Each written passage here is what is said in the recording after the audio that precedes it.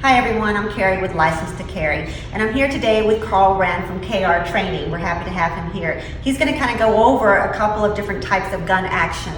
Sometimes it can be confusing when we hear about decocking levers and safety levers and all that, and striker fire. So he's going to just kind of give us a little bit of a tutorial on operating some of these different action types. Thank you, Carl. Great. So we're going to start with the easiest gun to operate, which is the striker fire gun. This one is a SIG P320. What we're going to do is we're going to point it in a safe direction with our finger off the trigger. In this case, this wall is over here is our safe direction. It's going to simulate where the targets are set up, where we intend the bullets to go.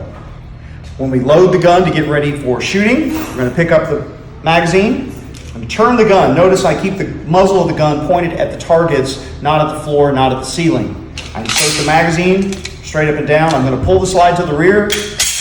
Let the slide go forward on its own. Don't help it forward.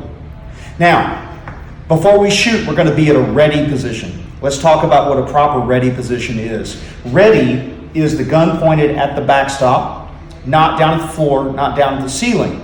Some schools use a extended low ready, which looks like this. I'm still pointed at the base of the targets. I'm still not pointed at the floor. We don't do the my gun is heavy position where I'm pointed at the floor, and we're not going to do the Charlie's Angels position where we're pointed up at the sky.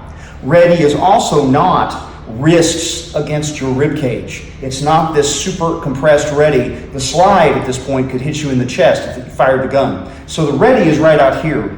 If I set the gun down for a moment, it's where you're going to clap your hands together. You normally clap your hands. That's your ready position. That's where you're going to load your gun and handle it. Notice on the ready position, my finger is up here away from the trigger. This, while technically is off the trigger, is not really what most gun schools and what most trainers want to see. They want to see your finger down up here away from the trigger guard so we can look through and we can see empty space.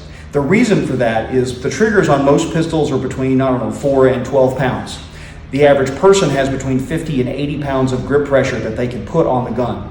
So if you're startled and your finger is down here, very easy, if you clench all the muscles in your hand when you're surprised or not paying attention, then you could very easily fire the gun and have a negligent discharge. So we want to keep our finger high up here in register, off of the trigger and away from the trigger guard when we're doing all our handling and before we do any of our shooting.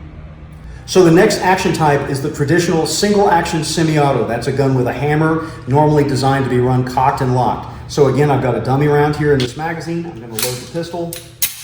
This gun, the thumb safety is designed to be up when the gun's at the ready position. The whole idea here is you want the gun to be drop safe. So having the safety down in the ready position, some guns are drop safe this way, some are not. You're going to have to read the owner's manual and determine for your pistol if it's safe to drop the gun with the thumb safety down. The safest way to approach this pistol is keep the thumb safety on when you're in the ready position.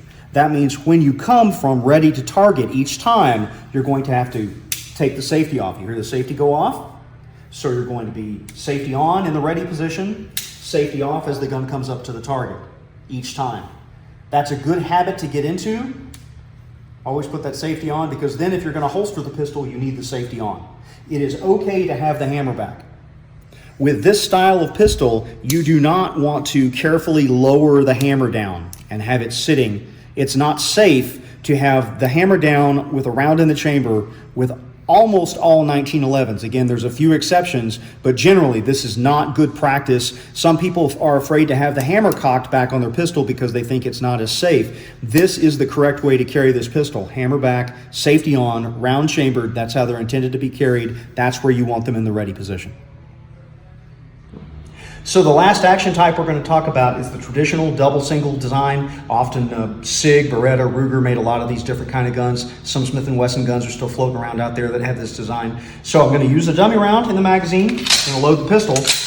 I've loaded the gun, and now see how the hammer is in the cocked position. Every time you load the gun, before you go to the ready position, you got to decock that hammer. This gun was designed to be in the double action mode anytime you're at ready or in the holster. So you can't cheat the double action, single action design and fire all your rounds single action. You need to learn how to operate the decocker. You need to learn how to fire the gun from the first shot being double action every time it comes up from the ready. On the Texas Concealed Handgun Shooting Test, you need to learn how to run the double action trigger. 23 of the 50 shots in the test have to be fired double action if you have this style of pistol. So bang, the gun fires, then you come back to the ready position. The hammer's cocked. The gun is not necessarily drop safe in this condition. It might be, depends on the model of your gun, but the correct procedure for any gun with a double action, single action design at this point is to decock. You need to lower that hammer and put it back in double action mode. Anytime the gun's at ready position, it needs to be in double action mode. Every time the gun comes back, you got to learn to decock it. Whether the thumb safety has to be put on depends again on your gun's design. Many double action, single action guns don't have manual safeties like this SIG, and the safety is the decocker. So when in doubt, put the decocker and the safety on until you're confirmed with your instructor or your instruction manual that that's the way the gun was intended to be carried and it's drop safe in that condition. That means on the concealed handgun shooting test, every shot that starts from the ready position will have to be fired double action.